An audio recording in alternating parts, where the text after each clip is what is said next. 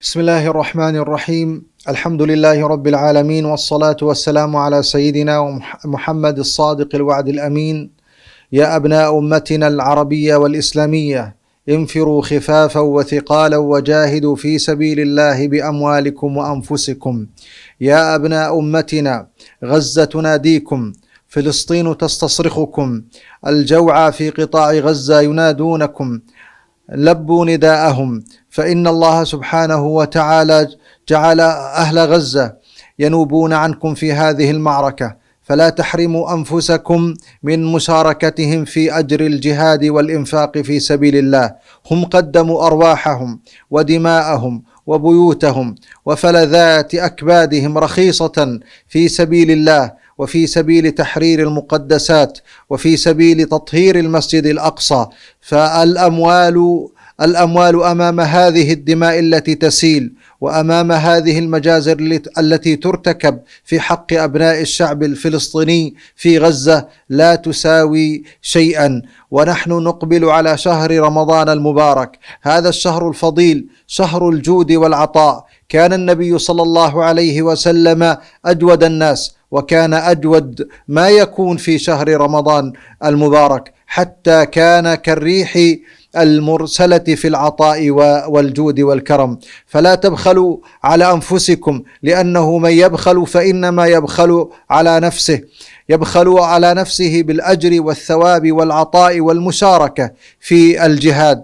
واعلموا أن الله سبحانه وتعالى يخلف المعطي والمنفق، وكل يوم ينادي مناد من السماء: اللهم أعط كل منفق خلفا، وما أنفقت من شيء فهو يخلفه وهو خير الرازقين. فاعلموا أيها الأحبة أن الأرزاق تزيد بالإنفاق ولا تنقص، وأن النعم تدوم بالعطاء ولا تنقطع بإذن الله سبحانه وتعالى. فهذه فرصة لكل الراغبين في المشاركة في أجر الجهاد والإنفاق في سبيل الله. كما تعلمون أيها الكرام أن العلماء قد أفتوا، بل أو بعض منهم أوجب نقل أموال الزكاة إلى مواطن الحروب والكوارث، وأي كارثة أعظم مما يقع اليوم في غزة.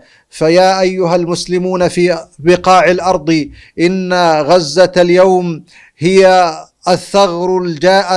الثغر الجهادي الأول، وهي القلعة الحصينة التي تدعوكم للوقوف معها ومساندتها بكل ما أوتيتم من قوة. واعلموا أن الواجب اتجاه غزة ليس هو فقط بالإنفاق في سبيل الله، فإن الواجب النصر بكل أنواعها وأشكالها وألوانها: النصر الإعلامية، والنصر السياسية، والنصر بالإنفاق وغيرها من وسائل النصرة. وإذا عجز الإنسان عن الإنفاق أو كان فقيرا، فلا أقل من أن يستثمر شهر رمضان ولياليه في السحر وعند الإفطار بالدعاء لإخوانه والتوسل إلى الله سبحانه وتعالى أن يوقف الله هذا العدوان، وأن يضع حدا لهذا الطغيان، وأن يثبتهم في أرضهم، وأن ينصرهم على عدوهم. فالدعاء أيضا من أسلحتنا الفتاكة بهذا العدو، إذا ما خرج من قلب مؤمن خاضع لله سبحانه وتعالى. إن غزة اليوم هي الثغر الأول الذي ينبغي ألا يخذل في هذا الشهر المبارك، وهو شهر الجهاد والانتصارات. فإذا لم ننصر غزة في هذا الشهر فمتى سننصرها؟ وإذا لم نقف إلى جانبهم فمتى سنقف؟ هل يا ترى سنتركهم في مواجهة آلة القتل لوحدهم؟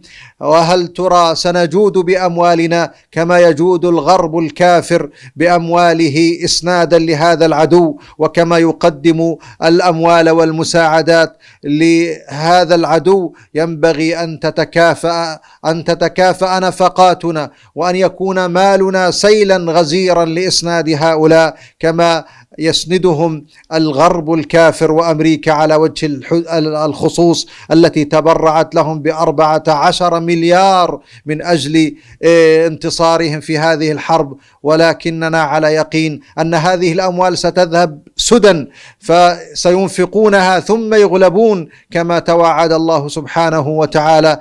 والله سبحانه وتعالى قد وعدنا بالنصر وبالتمكين إذا لم يكن في هذه المعركة، فهذه هي بداياته إن شاء الله. فهذه معركة فاتحة خير وبداية تحرير وتطهير للمسجد الأقصى المبارك. فهلموا إلى المشاركة في الجهاد، ولا تحرموا أنفسكم من شرف المشاركة في هذه المعركة البطولية. ودمتم بخير، والسلام عليكم ورحمة الله وبركاته.